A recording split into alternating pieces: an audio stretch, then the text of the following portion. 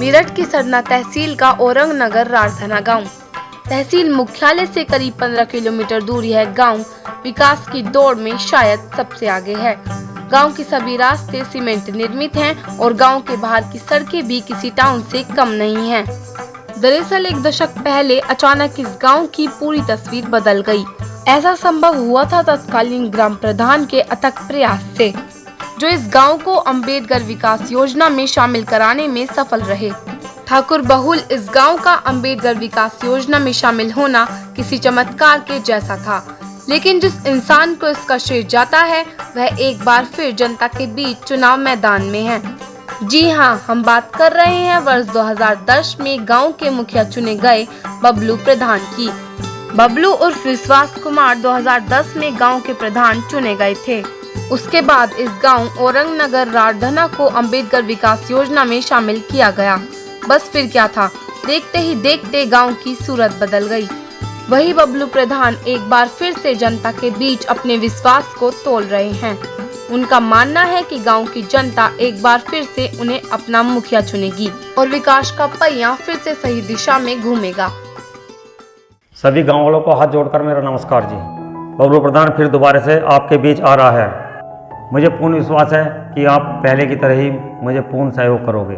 सबसे पहले मैं गांव वालों के लिए एम्बुलेंस गांव में खड़ी करनी चाहता हूं। जो कोई बीमार है वो उसे अस्पताल लेकर जाए। और मैं सफाई के लिए एक ट्रैक्टर ट्रॉली गांव के लिए प्रबंध करना चाहता हूं। कुछ लोग ऐसे हैं जिन्हें सरकारी योजना का लाभ नहीं मिला है। मैं चाहता हूं कि उनके कागज वागज पूरे करके उनकी पेंशन या राशन दिलवाने की कोशिश करूंगा। मुझे पूरा विश्वास है कि गांव वालों ने पहले भी मेरा साथ दिया था और अब भी मेरा साथ देंगे। मुझे पूर्ण विश्वास है। पूर्व योजनाओं में गांव का विकास हुआ है तो जाहिर है कि इस बार चुनावी मुद्दे भी बदल गए हैं। गांव में टूटी फूटी सड़कों के नाम पर वोट नहीं मांगे जाएंगे। इस बार का चुनाव रास्तों के रखरखाव और विकास की प्रक्रिया को एक कदम और आगे ले जाने के नाम पर होना तय है। बबलू कुमार की माने तो गांव में साफ सफाई की व्यवस्था चरमराई हुई है। उनके कहने के अनुसार हमारी टीम ने जांच की तो वाकई में तस्वीर का दूसरा पहलू भी दिखाई देने लगा। अंबेडकर भवन के पास दलित बस्ती में मानो कई महीनों से सफाई नहीं हुई है। गंदगी और कीचड़ के अंबार से सीमेंट निर्मित रास्ते भी नाले में तब्दील हो गए हैं। सबसे ज्यादा हैरान करने वाली बात यह है कि कोरोना काल में भी इस तरफ ध्यान नहीं दिया गया। बबलू कुमार का वादा है कि वह प्रधान बने तो सबसे पहले बदहाल सफाई व्यवस्था की मरम्मत करेंगे।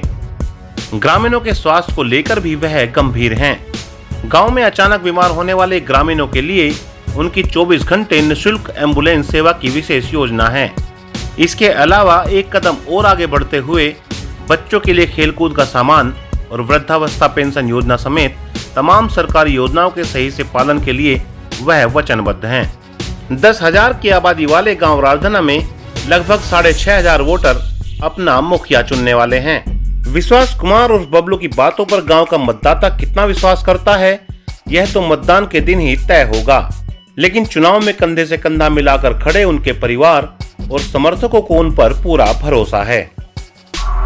देखो जी, बबलू प्रधान का दोबारा चुनाव में आना इसलिए ज़रूरी है क्योंकि जब बबलू प्रधान जी की पहली योजना थी तो हमारा गांव अंबेडकर में आया था और सरधना तहसील का औरंगनगर राजधना गांव पहला ऐसा गांव था जो एक ही बार में टोटल गांव की टोटल गली, बड़ी सड़क, टोटल आरसीसी हुआ था।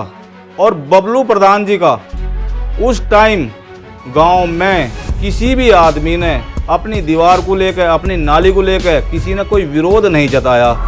जो बबलू प्रधान जी है वो मेरे चाचा लगते हैं और उन्हें चुनाव लड़ाने का एक बार फिर से जो फैसला लिया गया है वो इसलिए लिया गया है क्योंकि हमें लगता है जैसे पहले उन्हें पूरे गांव का सहयोग मिला है उसी प्रकार इस बार भी पूरा सहयोग मिलेगा। और उन्होंने अपने टाइम में ऐसे ऐसे काम करके दिखाए हैं, जैसे बिजली के खंभे थे, पूरे गांव के बिजली की लाइन बदलवाई, लाइन के खंभे बदलवाए और जो साफ़ सफाई की व्यवस्था उन्होंने कराई थी। अभी पिछले कुछ समय से हम देख रहे हैं कि साफ़ सफाई की व्यवस्था प्रॉपर गांव में नहीं है और कोरोना का काल भी रहा, बीमारियों का भी खतरा बना हुआ है। तो हमें उम्मीद है कि अगर वो आएंगे तो गांव की कई गलियां ऐसी हैं जिसमें अभी कीचड़ है और पानी की निकासी नहीं है, तो हमें पूरी उम्मीद है अगर वो आएंगे तो उस विकास के कार्य को जो उन्होंने वहाँ छोड़ा था वहाँ से आगे लेके जाएंगे और हमें पूरा विश्वास है कि गांव वाले हमें पूर्ण सहयोग करेंगे।